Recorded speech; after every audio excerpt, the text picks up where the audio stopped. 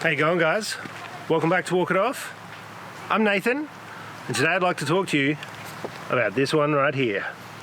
Atomic Habits by James Clear. Let's do this.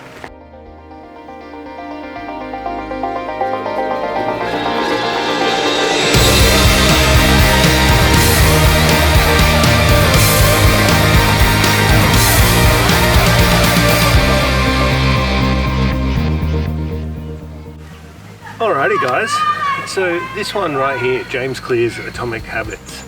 It's another one of those tales of someone rebuilding their lives after tragedy and all the small little pieces of behaviour that add up to fundamental change. It was this book that helped me quite significantly. I mean, I read it about a year into my journey into self-development, and it kind of reinforced a lot of things that I was already doing.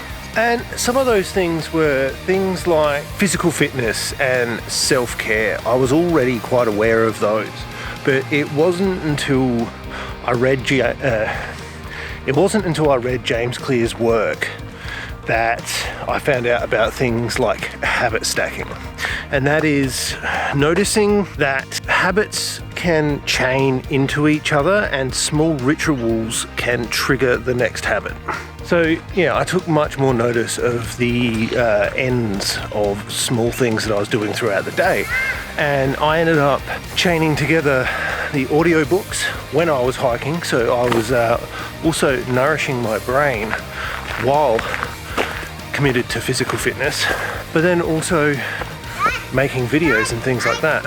So yeah, it's acknowledging and being cognizant of the little behaviours that you're exhibiting throughout the day and really noticing what ones chain into the next ones. So I'm not walking anywhere near as much as I used to. I used to go for a 5k walk or hike every single day because I wasn't working full time. But even though I'm working full time, I have to be aware that I'm still stuck in front of a desk for 8 hours a day. So I needed to keep up the fitness in another way. So I added a regiment of 100 exercises every morning. It took me a while to get this one to stick, and I made it stick firstly through 20 push-ups every morning and then just progressively added little bits to it. And that's the other thing that you need to be aware. Yeah, habits can be chained, and yeah, small incremental improvements will lead to very large changes over time. And don't beat yourself up because you're not ripped after 1 week at the gym or you haven't lost 10 kilos in a week. Like seriously, be realistic about your goals.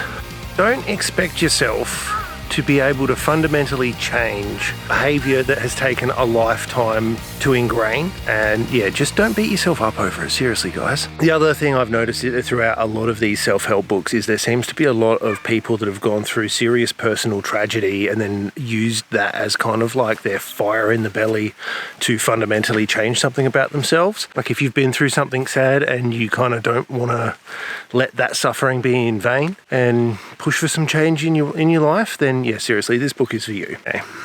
This bit right here, the plateau of potential, it links in to something that you have to really push through. And I call it the armchair expert effect, but its technical name is called the Dunning-Kruger effect, and that's where confidence goes up much faster than actual expertise.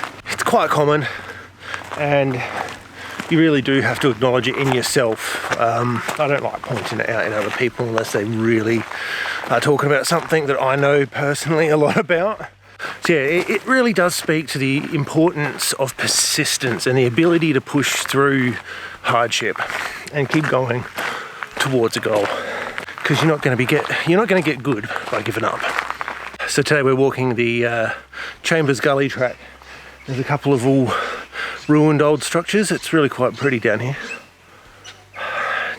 Check it out if you want a less travelled one up in the Waterfall Gully area.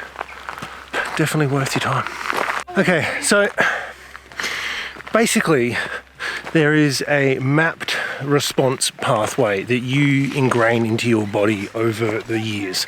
And essentially every single time you respond to a certain way to stimuli, your mind records that in your synapses and your neurons, and it just makes that pathway even stronger until the point where it becomes the hardwired behavior that your body will just go to. And it starts to bleed into similar stimuli. So if, say, your behavior is always go have a cigarette, you teach your body to do things like, I need a cigarette because it's smoke on break, instead of go and get a glass of water or a coffee or something like that. And there's many different behaviors that are a lot better for you than that. So, how to train your body out of bad behaviors and how to train it into some new ones.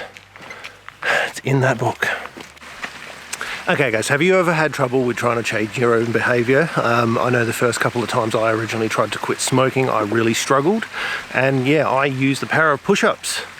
Every time I went outside and thought, I really need to smoke, I'd go outside and do 10 push-ups instead, and that really did work.